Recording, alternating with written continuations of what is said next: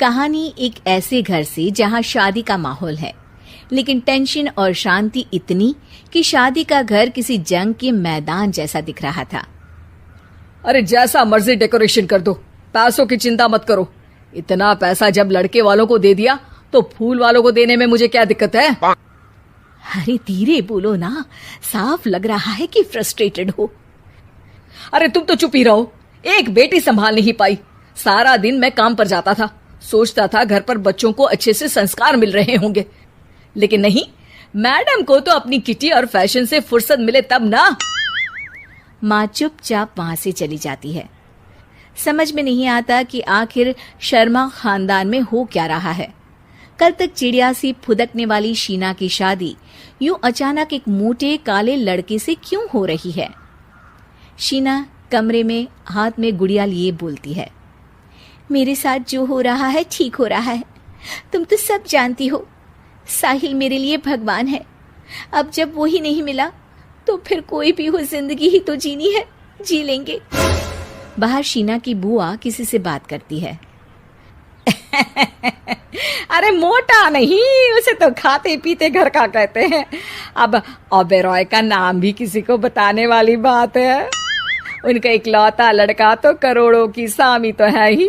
अरे हमारी शीना बिटिया तो रानी बनेगी, रानी। इन सब के बीच कहीं कोने पर शीना हाथ में मेहंदी सजाए बैठी थी और आंखों में आंसू सजाए। और वो समय भी आ जाता है जब शीना मंडप के नीचे हाथ में वरमाला लिए खड़ी होती है, लेकिन तभी अफरा तफरी मच जाती है। कोई कहता है, अरे लड़के की माँ को हार्ट अटैक आ गया। अरे अच्छी खासी थी, कैसे हो गया? अरे कहते हैं ना, किसी किसी लड़की के पैर अच्छे नहीं होते। हो सकता है कि मनहूस है ये लड़की। शीना पास खड़ी सब सुन रही थी। फिर शीना अपने कमरे में आ जाती है। शादी ये कहकर नहीं होती कि लड़की मनहूस है।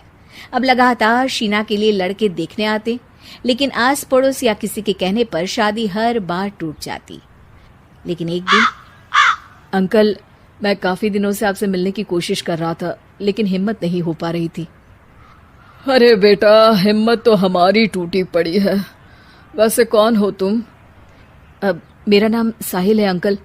मैं शीना से प्यार करता हूँ और उसी से शादी करना चाहता हूँ। अरे अब तो किस जात के हो ये भी मायने नहीं रखता। बेटा, मेरी बेटी मनहूस है। ये सब कहते हैं कि इसीलिए उसकी शादी नहीं हो पा रही।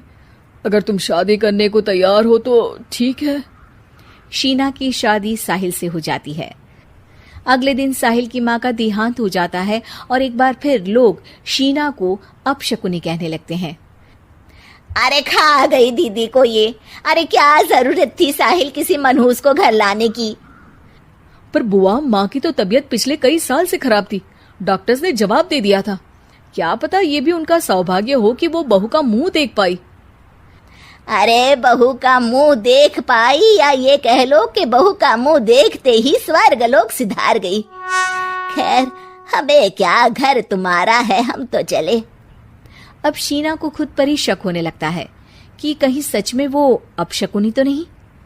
साहिल, हम दोनों की शादी नहीं हुई होती तो अच्छा था। देखो ना, कैसे पहले मेरी शादी टूटती थी और अब तुम्हारी माँ भी।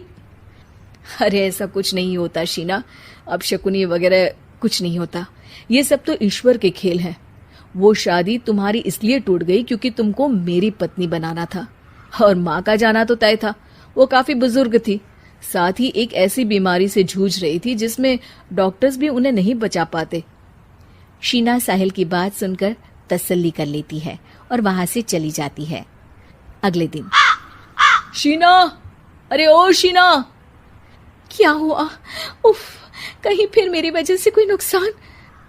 अरे नहीं नहीं शीना, तुम जानती हो, जिस प्रॉपर्टी के केस को हम बरसों से लड़ रहे थे उस पर फैसला आ गया, वो भी हमारे हक में। अब हम करोड़पति हो गए शीना। शीना शांत रहती है। अरे क्या हुआ? करोड़ पत्नी बनकर तुमको खुशी नहीं हुई? शीना की आंखों में पानी आ जाता है। चलिए जी, कुछ तो अच्छा हुआ मेरी जिंदगी में आकर आपके साथ। साहिल शीना को गले लगाकर कहता है, मेरी नई नौकरी भी तुम्हारे ही आने से लगी। ये प्रॉपर्टी का केस जीता। सब कुछ तो तुम्हारे आने के बाद ही हुआ, फिर तुम मनहूस कैसे? ये सुनकर शीना खुश हो जाती है।